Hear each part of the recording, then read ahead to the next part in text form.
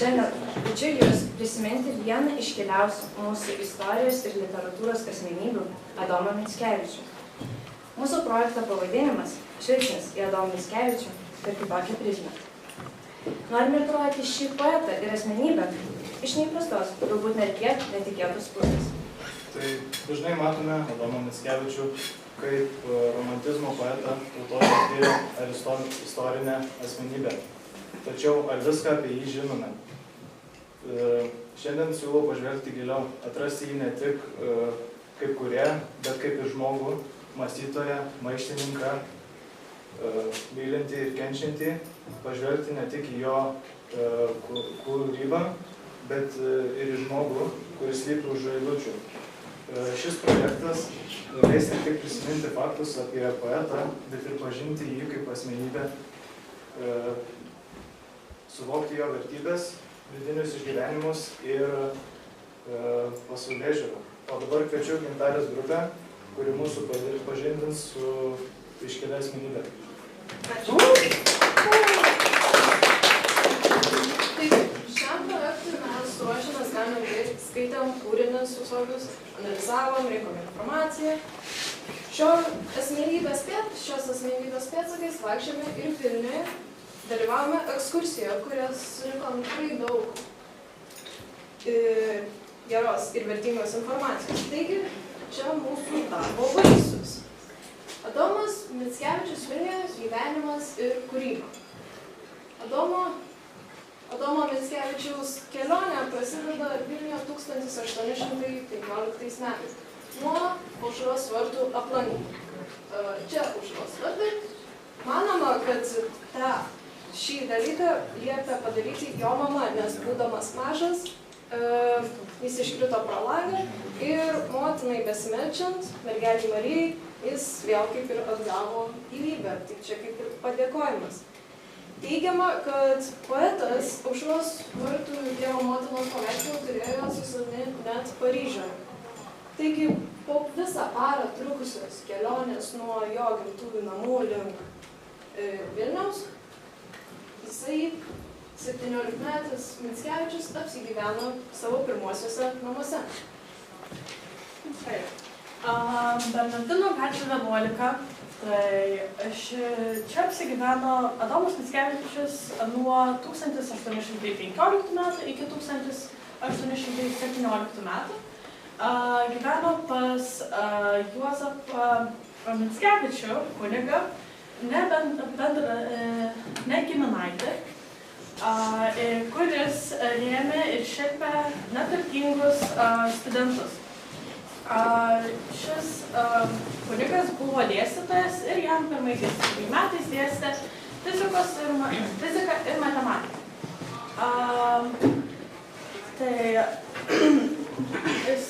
Šitas pastatas buvo Vilniaus universiteto apylinkėse šalia kiemo, kuris dabar yra pavadintas Adomo Mickevičiaus vardu. Gyveno mažam kambarėlyje, tačiau galėjo naudotis turtinga kunigo biblioteka.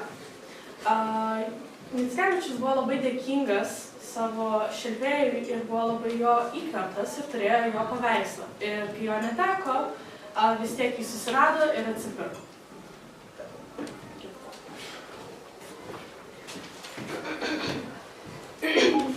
Toliau apie Vilniaus universiteto svarbą Adomo Mickevičiaus gyvenime.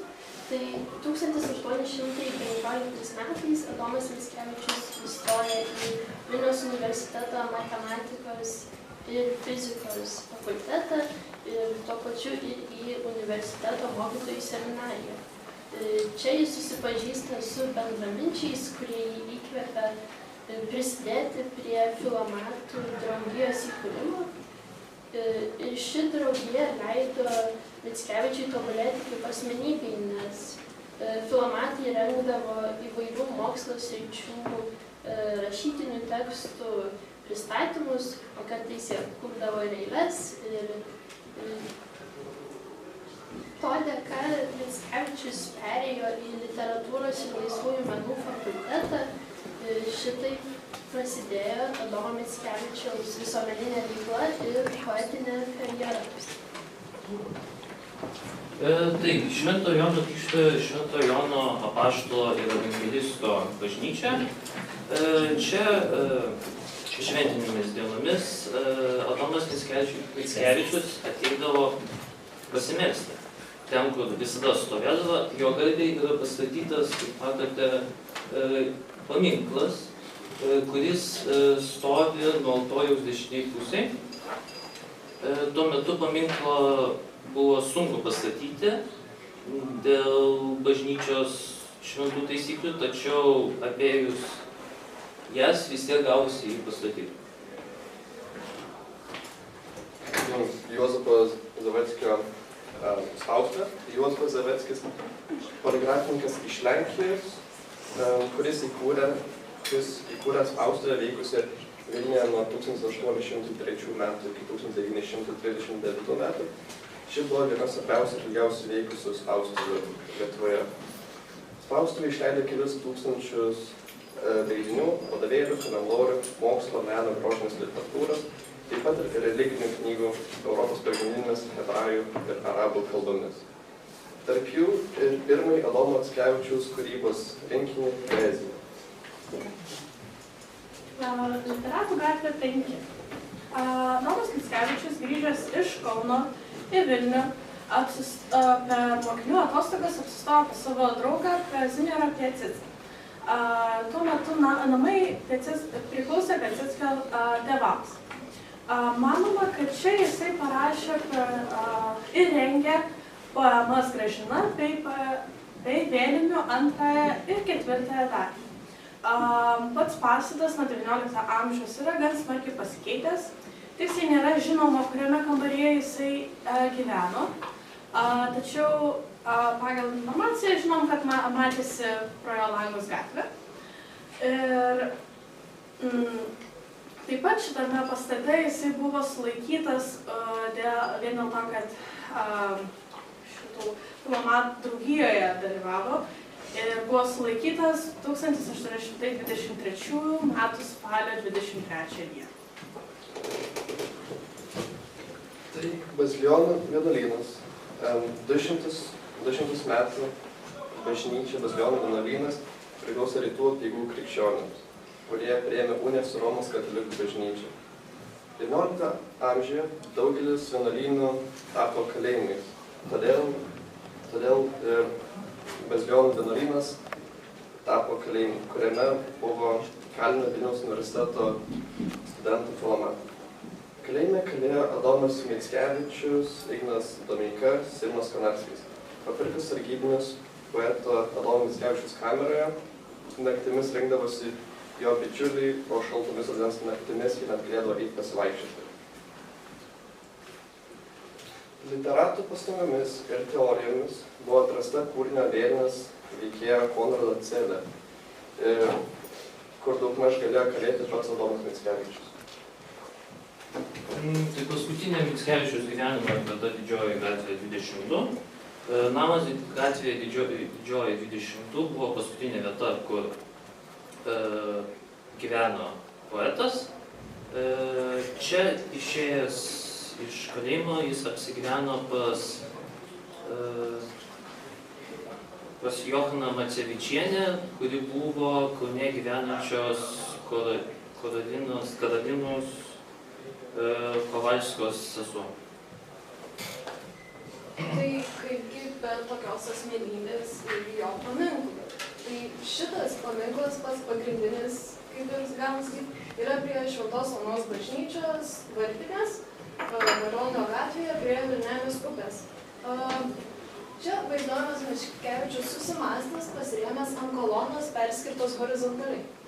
Kolona su savo perskirimu simbolizuoja jo gyvenimą tėvynėje ir gyvenimo po tremties svetur. Taip, atgal. Taip pat aplinkui paminklą yra tokie lakštai, kurie simbolizuoja Vėlinių 3 dalies įvykius.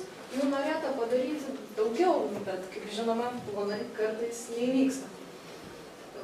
Šiaip paminklų iš viso yra apie 13 tokių atminimo lentų prie visų jų objektų, kuriais gyveno ir ką nors veikia. Tai gyvenimo kelionė Mickevičiaus baigėsi Stambule, Turkijoje. Ten pat ir yra padaryta jo atminimui muziejus. Tai ačiū už dėmesį.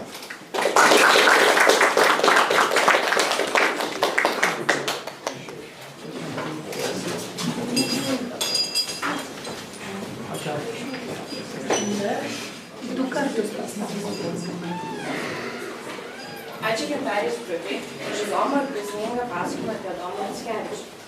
Na dabar kviečiame Aurelijos grupę ir mums ne tik papasakos, bet ir parodys. Jie paruošė trumpą spektaklį, leidžiantį dar gyviau pajusti Mickevičiaus kūrybos ypatumus ir dvasią.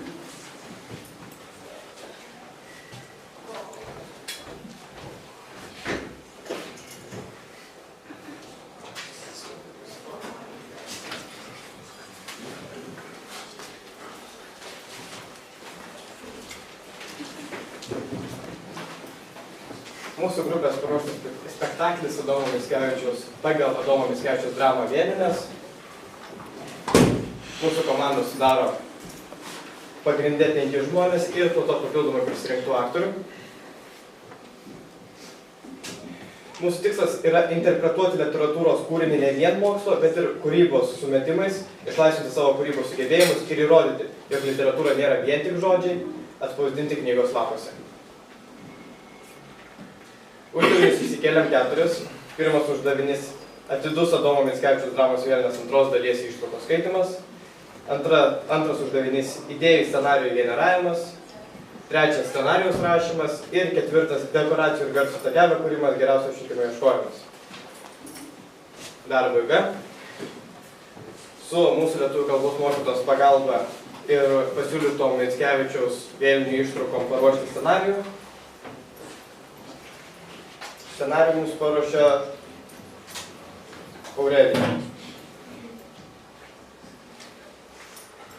Ir kadangi Aurelija turi patirties su teatru ir vaidyba, ir režisūros srityje, ji rašė scenarijų, apjungė visos komandos generuotas idėjas, pasiskirstėme rolėmis ir pakvietėme kitus savo bendraklasius, papildomus savo aktorius, kad padėti įgyvendinti mūsų spektaklį. Moksliuko vaidmenį pasiėmėm Beną. Nes jis jau parodė savo aktorinius sugebėjimus per 100-dienio vaidinimus.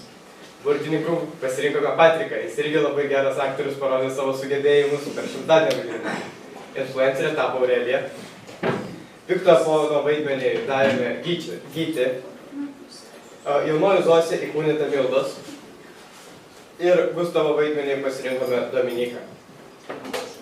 Labai gerai. Aktoriai ne tik stengiasi, bet ir išmoko savo tekstą, repetavo. Akvilė ieško romantizmo laikotarpių kompozitorių kūrinių. Turime paruoštą garso takelį. Klausimas, ar užteks pas mūsų audiotekos stiprumo, kad išgirstumėt paruoštą takelį. Pasitardama su Milda Akvilė, pagalvoja apie aktorių kostiumus ir minimalias dekoracijas, kurias vėliau paruošė. Palikas mūsų dekoracijos tokios. Ateis visos dekoracijos yra išleistos ant aktorių. Ir aš buvau pasirinktas pristatyti šitą projektą, paleisti garso takelį ir paruošti jūsų vaidinimui. Linkime geros peržiūros.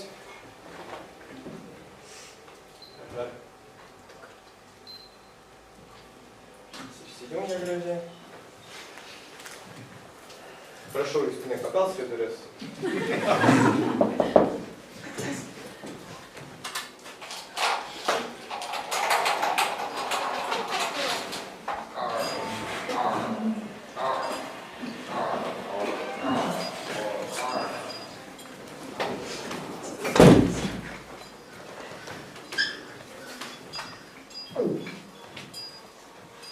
Ką mums eiti tas kapines? Gal geriau eikime namo, gal dar kokį saldainį iš močiučių gausim. Gal apsirengiam čia kaip klaunai. Iš viso aš nesuprantu šito šventės esmės. Tu tik pats sakei, Helovinas nesąmonė, dvasios neegzistuoja, nieko neprisikėsim. Ką dabar kinkos dreba? Ša! Pabudinsite piktasias dvasias. Aš jaučiu jų blogą aurą. Reikėjo gal smuikalų pasiimti. Bent šitam jo kostiumas tinka. Nesakyčiau, šiaip mane maniški storina, aš net negaliu normaliai nuotraukos niekur įsikelt. Nors su jumis rodytis gėda, iš kokių tuon laimės tokius karmalus gauna. Na, dėkit auką vėlėms. Tik tegul viskas būna pagal šanšulį. Nereikia mums šitų piktųjų dvasių. Kasgi bus čia? Tokia tarsi rūsti naktis. Gal geriau eikime namo. Pasilenkite prie katilo ir bandykite uždengti mėnesieną. Tik tam, kad atspindžiai neklystų ir nesidarytų tunelio tarp pasaulių. Mokslas neįrodė, kad vėlės egzistuoja. Taigi baigtų su savo šitais skedalais. Ir negi rimtai tikės pamatyti vaiduoklius? Negi mes dabar mesime kačių plaukus, keturlapius dobilus, varno plunksnas, lyg būtumėm Hario Poterio knygose. Niekas nesuveiks. Tai geriau negu prie knygų sėdėti. Tu įsivaizduoji, kiek mes šlovės gausim. Mes naudosime užkeikimus. Įmesim vieną kitą objektą, galimai turinti magiškų galių. Tik tam, kad apsidraustum. Tau čia ne eilėraštis. Aukščiausiasis neduos netikėto pakeleivio, užklupto nakties tamsios. Kokius tu čia eilėraščius skaitai? Negi tikiesi, išmoksi eilėraštuką, nueisi pas kalėdų senelę ant kelio, padeklamuosi ir gausi daugiau sekėjų. Nesuveiks. Ar tolijus, ar šalia, ar dervas gal katile, ar šaltam dugne upelės, ar gal medžio šakoje, ne viena iš jų surauda. Kai ugnis apninka ją, kai ne medžių vėliai skauda, visos lėkite būriu. Mes šito teksto Nu neskaitėm. tai niekas nevyksta, aš dabar telefono atmintį naudoju dėl nieko ir batus dar išsipurvinau. Palaukit, gal iš tikro reikėjo ką nors sumaišyti. Aš tau daviau palaikyto mėnulėje vandens ir vorų kojelių. Dar kapinių žemės dėsim. Per būrėją suveikė.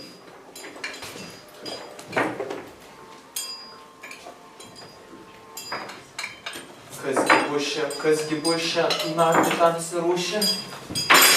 Nu jau, Marytė, ką nors įsikel. Aš tai pradėsiu būrimą.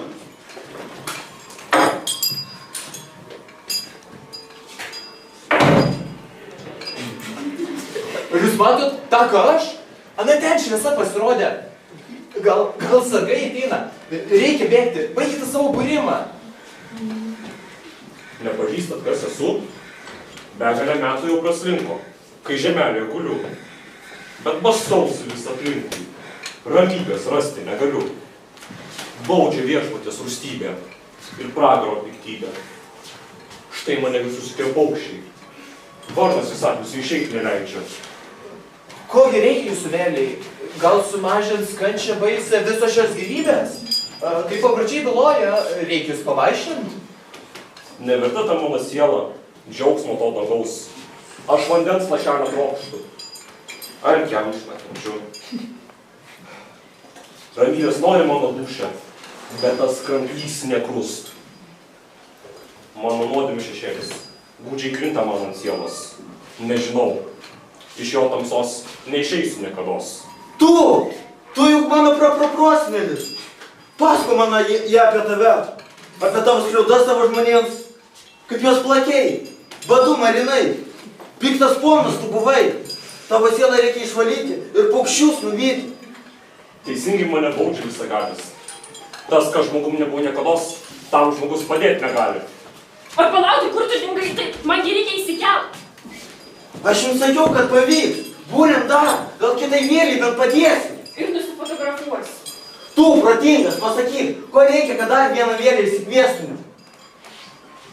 Šventintų žolių vainikas yra minimas literatūroje. Reikia jį sudeginti ir dūmai kylantis aukštyn. Vėles prišaukė. Tik nei vainiko, nei žolių mes turime. Tai gal grįžtam namo ir ryte ateikim čia maldą už mano sielos kalbėti.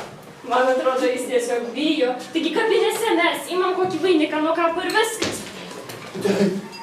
Man turinio reikia. Čia vagystė, taip negalima. Ir iš vis mes ko uždegti neturime. Tai gal grįžtam namo. Kam čia uždeginėti? Porą užkeikimų pasakysim ir gerai. Greičiau duok katės plauką nuo savo drabužių.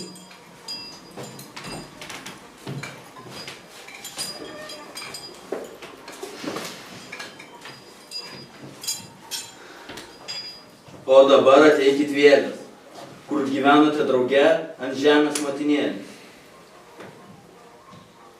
Kam keliai dar tolimi, lygi rojaus malonumų, ta ugnim ir baltų dūmų, vainikų, bedumų, šaukiami, užkeikdami. Kas tada skaityti, Taip, mokytoja? viskas gerai, pabudėjo. Tu girdėjai, kaip mums pasakė? Ar mes čia angelą išsikvietėm? Žuvėjas, žaidžia plaukuse, lygi žemė rūbas baltas, šypsosi, bet akise žibašaras. Ne, bet tai jos tas rūbas baisus, jūs pasižiūrėkite, žinok, mėgsta rūbas, senis seniai nebenešioja. Gal vašių norite išvis, kas jūs esate? Aš esu Zosė. Gyvenau šitam kaime, toli nuo miesto šurmulio ir žmonių sukaušamas. Gražuolė buvau, tik tekėti nenorėjau. Ir štai, jauna, aš miriau netikėtai, nepatyrus, kas vargai, nesupratus, kas ta laimė. Jūsų kapas ane ten, niekas jo neprižiūri, visas šapais apaugęs, negi nieko neturite. Nors pasaulyje gyvenau, jo dėja, nepažinau, nepo žemės skaidė mintys, nemylėjau, ne vieno bernelio. Aš tik ažinėlius ganiau ir dainavau, o dabar mane liūdna ir baisu, mane mėto tartum pūk, rankos ir vargšių vienikus pilna, ir drugelius kuria, bet man vienai taip nyku. Ko tau reikia, kad veidas nebūtų toks rūgęs? Tu matai, raukšlės gėsimes. Kogi reikia, kad atrastum kelią į dangų, kuris šiaip neegzistuoja, nes mokslas to neįrodė. Gal padės skanumynai? Paprašyčiau tik vaikiną, kai mane įsakadina. Ir prisiminkit, nedarykit tokios klaidos kaip aš, kad žemės nepalėti nesykį, tam į dangų eiti nevalia. Veltui rauda mergina. Akis mano, protas mano, tavo ateitį numato. Tau reikės 2 metus, vienai skraidyti ir žaisti, ir tada tu būsi laisva. Maisto neėmė protingų. Iš vis normalios nuotraukos, net su jūsų pašitom vėlėm nepasidarys visos vaisių. Taip, taip pat metas grįžti namo. Jau tuoj visa gamta prabus. Maldotos dūšės į dangų nevėlus. Bent vieną kartą sutinku. Einam geriau, uodai ir musės puola, šiaip šalta, mano telefonas baidžiai išsikrauti. Ne, būrėm laimę.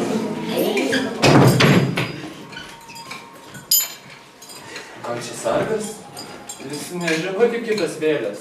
Žinokit, atsiimu žodžius dėl tos suknelės, va šitos stilius dar baisės. Marilė, ar čia tu? Žinojau, kad sugrįši pas mane. Gera diena, meldžiu. Leis pabučiuot rankelę. Kas ta Marilė? Ir iš viskas tokiems valkotoms rankas duota bučiuoti. Eik iš kur parėjus. Mes jūsų ramybės daugiau nebetrukdysime. Mes eikime namo, o jūs ilsėkitės. Labos nakties. Pasitraukim jums nuo tako. Einu, kur neša kojos. Pats nežinau iš kur. Iš pragaro ar rojaus. Aš blaškausi tamse be prieglobsčio. O mylimą sakyk, maldauju kaip malonės. Bent akimirką meilės duok. Gal jūs vaišių norite? Galite viską pasiimti. Jau pradeda įnauti, tai pats metas grįžti visiems į savus namus. Ji liepsnoja amžinai ir ledai ištirps šionai. Kas jam čia užėjo? Gali kas apkerėjo? Ar šiaip varžtelė atsisuko? Jis įsimylėjęs. Tikriausiai kankinasi, neranda vietos, blaškosi, nes jo meilė nelaiminga. Jūs pasižiūrėkite į tą žvilgsnį. Akys, sielos veidrodis. Visi šitie Instagram'e išmokai? Ir vis dėlto mokite pelnyti tavo rašinį skyrį. Kada naktis tamsi, paliepus atsiskirti. Tarp mūsų vartus užkėlė. Kai šaukė pastabrytų aušinė vėlį, tu nebuvai tokia, kokia dabar esi. Bet jam tikrai reikia padėti, jūs pasižiūrėkit. Nesuprasti, arba čia visos jūsų šitos nesąmonės, ar žmogus gyvas, o vaikšto lyg lavonas. Pone, jei jūs kankina nelaimingą meilę, gal reikėtų pabūti gamtoje? Arba sielą apsivalyti. Meditacija padės. Niekas nesupranta šių kančių, tik apie ją mąstyt galiu. Dūsaudamas užminiu Marijos vardą. Į žemę, kur žiūriu, matau ją smėlį, lyg pilnatis ramiam vandens paviršių, nors spindi prieš akis, pasiekti jos negali. Aš ir dabar kasdien regiu ją virš kalvos. O tai gal reikia viską išdėti per kūrybą? Fotografuoti, dainuoti, tapyti, groti, rašyti, na žinot. Menas, tai jausmų pavertimas materija? Gal taip su ją susisieksite kitais pavydalais? Jau pats gyvenimas pakankama bausmė. Aš nubaustas esu. O gal apdovanotas? Nemirtingumą aš jaučiu ir įkuriu.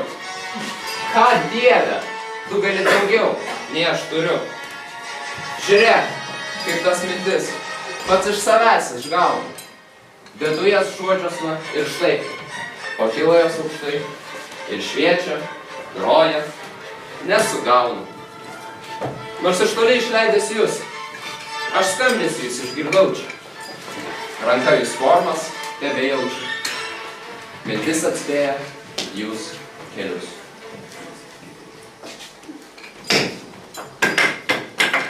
Kur jis dingo? Jis išėjo kurti ir mes išeikime. Tuoj pradės prilyti ir šiaip, kaip mes paskui atrodys? O gal reiktų sukalbėti maldą? Poteriai visada primena vėles. Bet jau taip močiutė sakė. Gal iš tikro reikia, be jokių ritualų, kristalų ir visko. Dar ateisim rytoj. Žvakutes, ant kapų, uždegsim.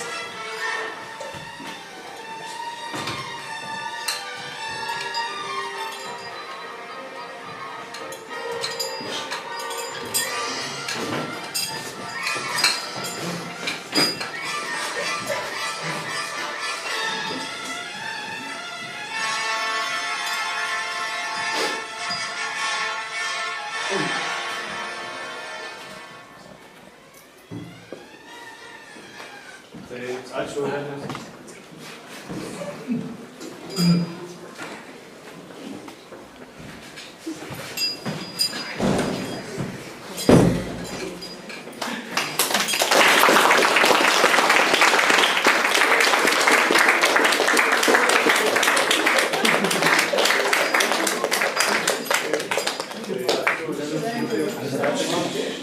Jis mums padėjo suprasti daugiau apie Adomą Mickevičių.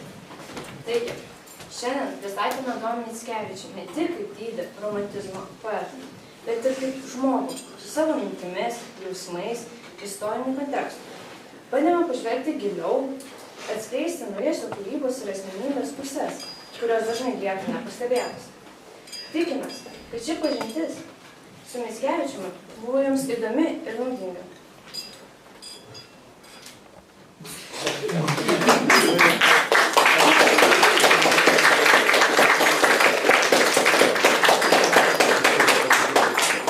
Projekte dalyvavo Gintarė Kelaitytė, Martina Drulytė, Adrija Vasiltytė, Laurynas Šležas, Mantas Baronas, Justinas Perenis, Aurelija Arminskaitė, Akvilė Karosaitė, Dominikas Pečiūra, Milda Jaudakytė, Justinas Narkūnas, Benas Namontas, Patrikas Malinovskis, Gytis Čironis ir Karina Romanenko. Ačiū visiems.